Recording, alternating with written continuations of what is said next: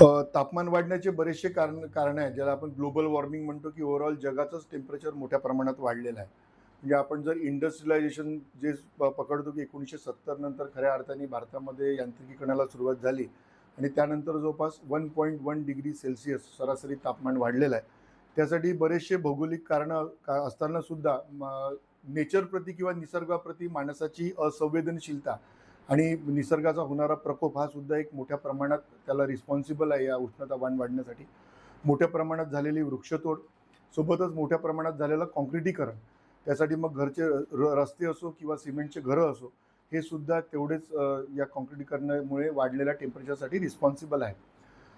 वृक्षतोडीसोबतच आपण जे बघतो, की पृथ्वीचं एकंदरीतच तापमान वाढतंय आणि त्याचं सगळ्यात महत्त्वाचं कारण म्हणजे आपण सुद्धा एक नागरिक म्हणून आपण जेव्हा एखाद्या घरात राहतो आणि घराच्या आजूबाजूचा भाग जिथनं पाण्याचा निचरा जमिनीमध्ये होतो, तो सुद्धा आपण पूर्णतः गट्टूनी किंवा टाईल्सनी झाकून टाकलेला आहे आणि त्यामुळे जमिनीला पाण्यामध्ये मुरायला सुद्धा आपण जागा देत नाही आणि त्यामुळे भूजलाची पातळी सुद्धा कमी होत चालली आहे.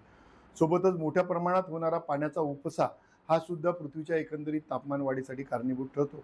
त्यामुळे आपण वापरणाऱ्या वेगवेगळ्या गोष्टी, आपण ज्या लाईफस्टाईलमध्ये जे झालेले चेंजेस, सोबतच मोठ्या प्रमाणात काँक्रिटायझेशन आणि अ, मोठ्या प्रमाणात झालेली जंगलतोड आणि कमी होणारा पाण्याचा निचरा आणि खूप मोठ्या प्रमाणात निघणारा इंडस्ट्रीजमधला धूर म्हणा किंवा आपल्या गाड्यांचं कंबशन होऊन निघणारा धूर, यामुळे एकंदरीतच पृथ्वीचं तापमान वाढायला आणि त्याचा इफेक्ट आज दैनंदिन आपल्या जीवनावर होतो आहे. सगळ्यात महत्त्वाचं म्हणजे आपण आपला थर्मोस्टॅट कमी केला पाहिजे. कारण झाडे लावा, पाणी वाचवा, पाण्याची बचत करा, जमिनीचा भाग जितका जास्त मोकळा ठेवता येईल तेवढा मोकळा ठेवा. जिथे-जिथे शक्य आहे तिथे झाडे लावा. हे सांगताना आपण स्वतःचा जो थर्मोस्टॅट आहे, म्हणजे आपण ज्या टेम्परेचरवर स्वतःला कम्फर्टेबल समजतो तो आपल्याला वाढवावा लागेल. म्हणजे आपण जर आता 38 किंवा 40 मध्ये एसी लावत असू किंवा कूलरचा वापर करत असू, तर आपल्याला स्वतःच्या मनाला समजून सांगावं लागेल, की आता मी 42 वरती एसी वापरेल किंवा 41 वरती कूलर लावेल.